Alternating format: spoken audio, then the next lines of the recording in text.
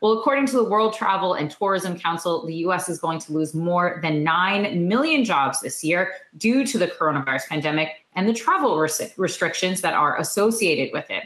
We're joined now by Gloria Guevara, CEO of World Travel and Tourism Council. Gloria, thank you so much for joining us today. So I know that the WTTC found that 9.2 million jobs could be lost.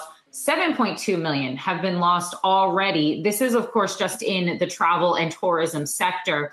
I'm wondering if you guys are seeing that these losses could be permanent, or are they just going to be temporarily lost until the economy recovers and we get this vaccine widely available? Well, unfortunately, some of those are permanent, but the vast majority, hopefully, are temporary. Everything depends on the actions and actually the implementations in the next couple of weeks or before the end of the year so that we can bring back some of those jobs. If we cannot resume international travel, the number can even grow further. But as I say before, these temporary losses can become permanent. So to that point, Gloria, as you're mentioning, on the international side, we are seeing Europe, many countries there closing their borders, shutting down travel, even within inside of Europe. And here at home, we have coronavirus surging, over 100,000 cases a day. A lot of Americans are saying that they do not want to travel for the holidays. Of course, we have news from Dr. Fauci that you could go and kill your relatives if you go and see them for the holidays. So what is the concern here, especially over the next, 2 months with Christmas, with Thanksgiving, big travel days for the sector? What do you see coming as the virus continues to surge? We believe at WTTC, as we have done a lot of research in the past and also talked to multiple experts from around the world. And let's also remember that we analyze countries that they're doing better than others, that we can coexist with the virus, but we need to do that in a responsible way. So what we have seen in countries, for instance, that they have already recovered domestic is because they have followed some specific protocols. They do testing before departure. They are able to isolate people infected.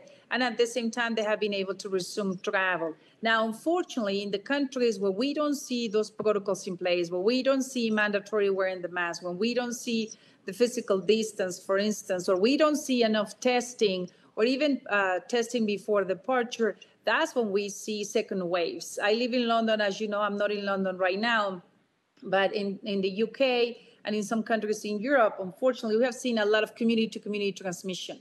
And that will continue and it will impact the holidays. And what we are seeing in other countries that where they have done a better job containing the spread, that we can learn to coexist with the virus as long as we all wear the mask. And at the same time, we have testing before departure, and we can also have contact tracing and isolate the people infected. So there is hope. The vaccine is coming, but we cannot wait for the vaccine to be widely available and spread. We need to do testing before departure so that we can isolate infected people. So I hear you mentioning some things that we can do right now to sort of make sure that people can travel in a safer way. Looking here in the United States, then, do we need to make sure, do we need to require, do all the airlines need to require that everyone have a coronavirus test and with a negative result before they board a plane? Do you think that all of the airlines need to do what Delta, for example, is doing and saying, listen, we're not going to be booking on the middle seat? To allow everyone and to allow customers to have a little bit more distance, because we are seeing some airlines, and I've been on a couple of them, American, for example, Spirit, where they're crowding people into these planes. Are you saying, hey, I know that you might be taking a little bit of a hit, but you guys need to reduce the capacity? Well, let me just tell you, according to the experts, and again, I'm not an expert in this, but what I can tell you is what the information that we received. The air from the inside of the planes is being purified every 3 minutes. If you do an analysis and understand how that works and actually how clean that air is, it's similar to an operational room, for instance, in the middle of a surgery, right? That is good. That plus wearing your mask, plus having the right protocols in place, plus using the sanitizer, I think that should help you. Which basically, I think the U.S. airlines are following that. And as you know, also the U.S. airlines are also doing testing.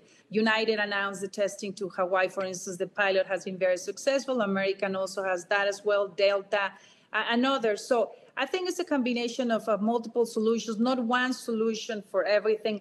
But what's key here is to have some protocols for everyone. We all should be wearing the mask. For instance, in every single form of transportation, the mask should be mandatory, as is in South Korea. And South Korea doesn't have lockdowns. They have recovered and restored travel. They are recovering quite well. Same thing with Iceland, Greece, and many other countries around the world. And in the countries that you don't follow the protocols, that's when you struggle and have some challenges. So I wouldn't be that worried for the middle seat. That helps. But I think what's more important is wearing the mask, using sanitizer, and also making sure that we all follow the right protocols. All right. Some good tips there. Gloria Guevara, CEO of the World Travel and Tourism Council. Thanks so much for joining us. Thank you.